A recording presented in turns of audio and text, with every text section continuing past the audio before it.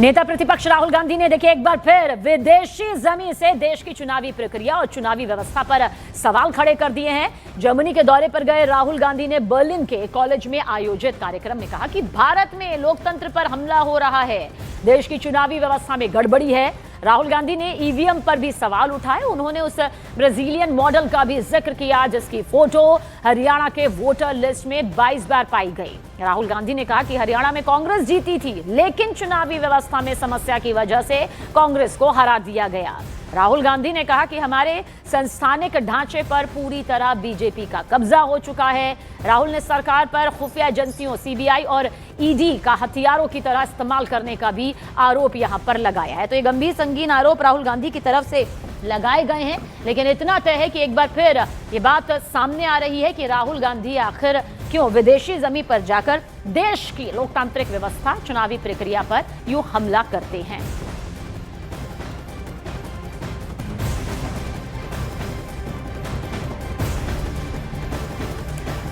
और देखिए बर्लिन में नेता प्रतिपक्ष राहुल गांधी ने बीजेपी, आरएस और चुनाव को लेकर वो 10 बड़ी बातें आखिर कौन सी कही है जिस पर विवाद बढ़ गया है। आइए अब आपको सिलसिलेवार तरीके से बताते हैं कि राहुल गांधी का पहला बयान देखिए क्या सामने आया। राहुल गांधी का बर्लिन में पहला बयान यहां पर सामने आया है।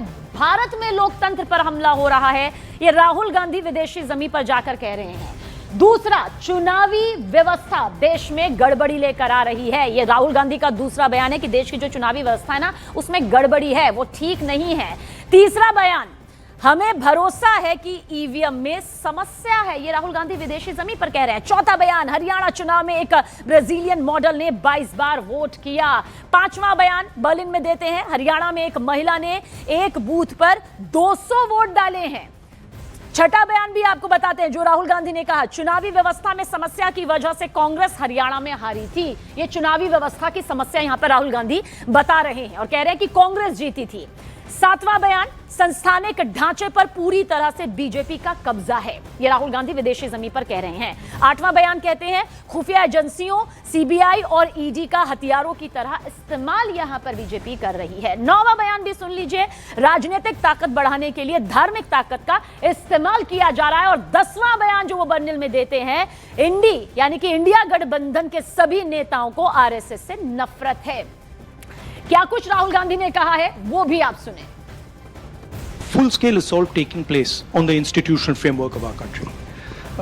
We asked direct questions to the Election Commission. I mean, I don't know if you've seen that press conference. Brazilian woman is voting in Haryana. I mean, is on the voting list 22 times in Haryana. One woman is voting 200 times in one polling booth. And when we're asking these questions to the Election Commission, we're not getting a response. So that's one aspect of it, that we fundamentally believe that there is a problem with the electoral machinery in India. Second thing is that there is a wholesale capture of our institutional framework. When you look at our intelligence agencies, you look at the CBI, you look at the ED, they've been weaponized.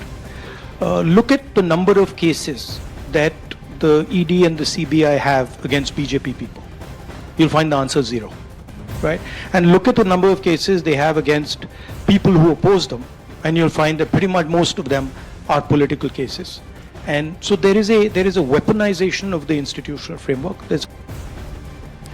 तो राहुल गांधी के बयान आपके सामने हैं और राहुल गांधी के बयान पर सियासत भी शुरू हो चुकी है, क्योंकि बीजेपी नेता शहजाद पूनावाला ने कहा कि राहुल गांधी एक बार फिर भारत की बदनामी के लिए विदेशी दौरे पर हैं। शहजाद पूनावाला ने कहा कि राहुल गांधी जब भी विदेश जाते हैं भारत की बदनामी कर कर आते हैं, भारत के खिलाफ झूठ बोलते हैं।